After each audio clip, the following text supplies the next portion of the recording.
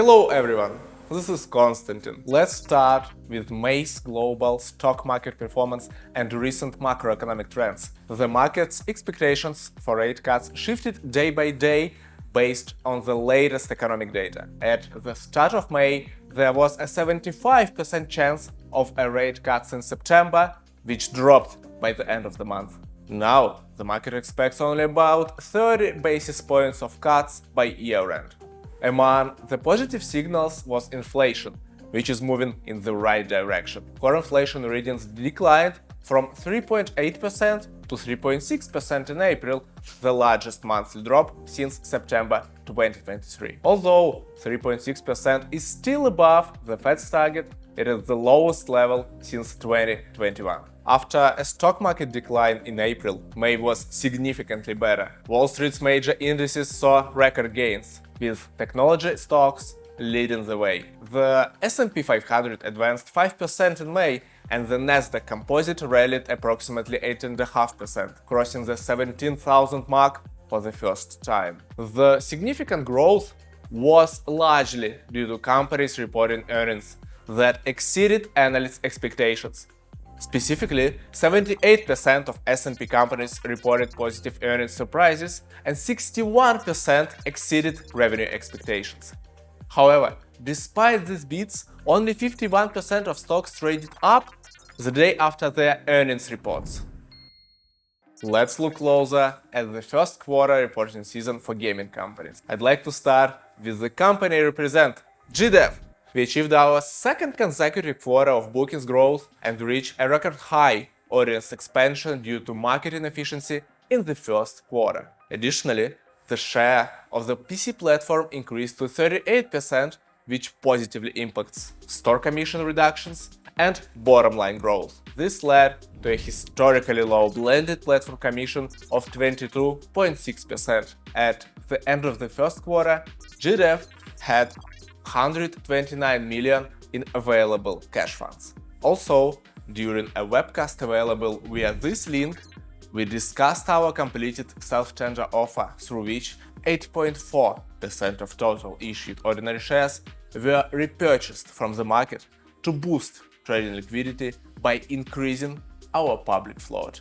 Let's move on to gaming market giants. Take-Two's headline numbers slightly exceeded expectation on both the top and bottom lines, with a gross margin of 67% above the consensus of 65%. NBA 2K24 and Zynga's mobile games outperformed expectations. However, Take-Two reduced its 2024 outlook due to the postponement of the GTA 6 release to autumn 2025. The company is confident in the commercial potential of the upcoming release, viewing it as a key part of its bookings through 2027. Electronic Arts missed first quarter bookings consensus and were at the low end of guidance, despite warnings a decline due to a lighter content release slate and tough year-over-year comparisons. EA's net bookings dropped 14% year-over-year, performing worse than anticipated. EBIT also missed consensus and was towards the low end of the guidance range. Regarding the individual performance of EA's key franchises, the absence of detailed information from the company was notable, especially since EA has previously provided consistent updates on the main franchise's key metrics. Playtika, the Israeli mobile publisher, reported first quarter results that beat both revenue and EBITDA consensus estimates, driven by strong direct-to-consumer growth of 13% year-over-year and contributions from recently acquired titles. Casual game revenue increased by 3% sequentially, while social casino game revenue declined by 4% year-over-year. The EBITDA margin was 29%, with OPEX rising by 6% year-over-year due to increasing user acquisition spending. Playtika also declared a dividend, and its board authorized a 150 million share repurchase program. And the last but not least company whose quarterly results I want to take a closer look at is Roblox, whose shares fell by 22% on the trading day after disclosure. Following a strong end of 2023, Roblox encountered a road bump in the first quarter. They saw less growth than anticipated, citing a slowdown in platform improvements and new content additions. Net bookings modestly missed consensus while EBITDA beat expectations. More importantly, just 3 months after providing its first ever guidance, management lowered it. Now, management anticipates only 15% year-over-year growth in net bookings, down from the 20% target. However, their efforts to develop their advertising business remain on track, which could offset some pressure on their core business, though not until 2025.